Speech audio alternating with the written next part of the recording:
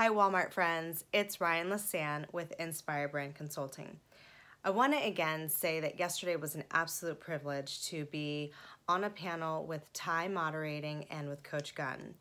It was awesome to talk to you about a subject that I am incredibly passionate about, which is coaching, particularly coaching with high achieving individuals.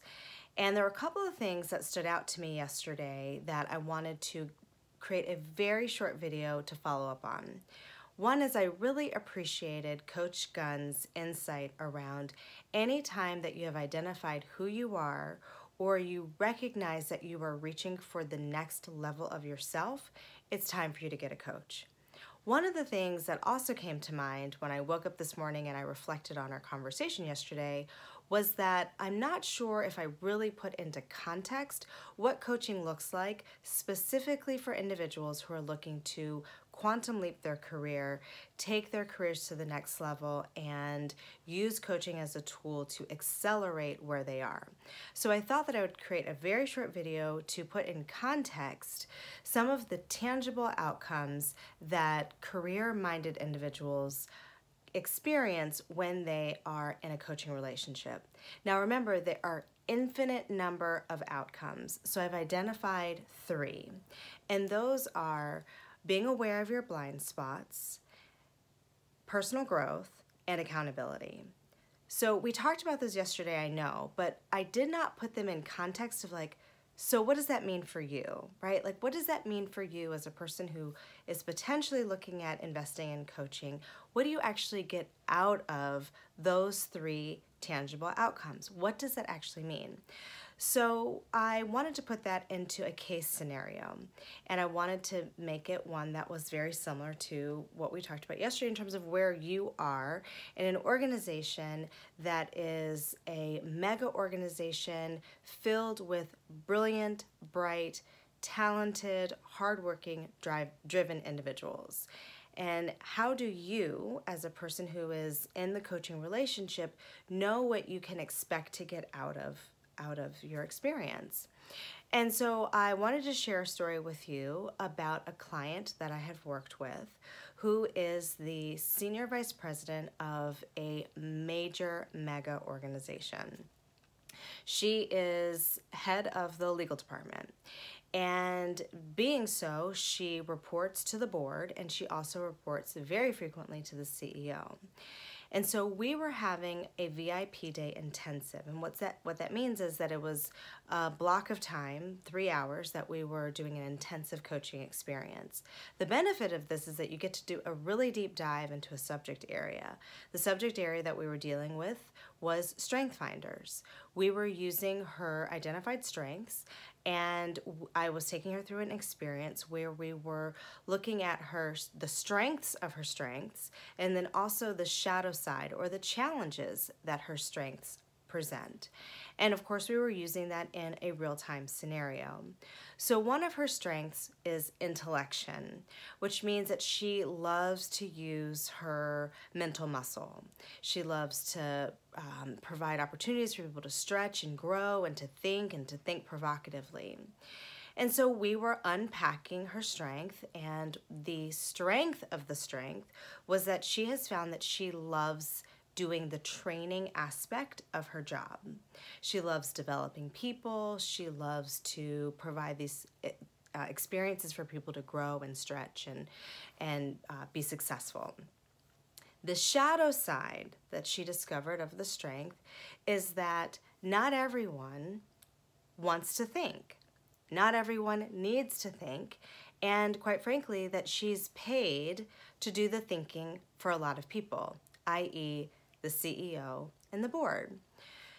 So we put this in real time. So I asked her, share with me an experience where you have seen that this strength, the shadow side of the strength, has really affected you or impacted you in a negative way. So she shared a really pretty traumatizing experience that she had encountered, which is that the CEO, would ask her, or still asks her, fortunately, for her opinion. And she would start stating her opinion, and she could see that the CEO's eyes started to kind of like glaze over, and she would get so concerned and so self-conscious. And of course the mind chatter starts going, and she'd start hurrying up, just speeding up her words, and the CEO would leave, and she would feel like, what in the world? I'm not sure if I even addressed what they were saying or gave them what they needed. Or so that then created a cycle of, waning on her self-confidence, or her self-confidence was waning, and it was a real concern for her. And this was a pretty traumatic experience where one time the CEO had asked her her opinion, and she started to give an explanation, and the CEO interrupted her and said, well, I just want to know the answer. And she said, well, you're not listening. And they moved on, but she felt the sting of that. She felt, one, the sting of feeling that she wasn't being listened to and wasn't being valued, but she also felt the sting of, OMG, I have crossed boundaries, right? Like, she felt mortified.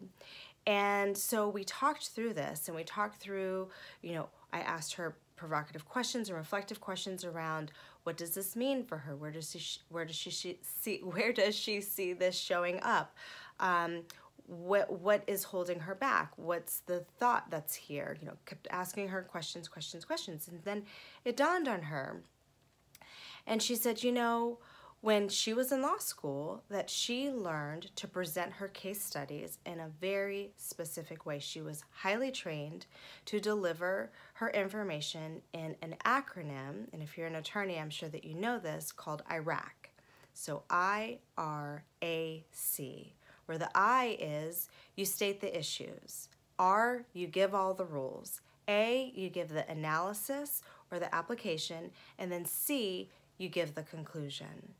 And so this is how she would start with explaining or sharing her opinions or her insights. The CEO would say, what do you think? And she would start with I. She's being a very diligent student. She'd been highly trained to start with the issue. She would lay out all the issues, then all the rules, all the application, all the conclusions. And she recognized that this was shooting her in the foot, because what the CEO wanted was the conclusion. That's it. Didn't want any more of the information. And so it was literally when this light bulb clicked for her, because she had this space that was safe, that someone was trained to pull this information out of her. It literally was like the dam broke and the light bulb went off. She actually started to cry, because she said, all this time I've been carrying this weight, feeling like something was wrong with her. She said, I felt like something was wrong with me. Like I just kept bumping up against this wall where I couldn't figure out how to make it better. And so we uncovered a blind spot that was haunting her. And with that, she was able to personally grow. And then the third piece is accountability. She now, because she was no longer living in this blind spot, she was aware of how she was showing up in the world. She was able to be more accountable to herself, in that as she was preparing to share information with her CEO or the board, she would start with and be in tune with, let me start with the conclusion.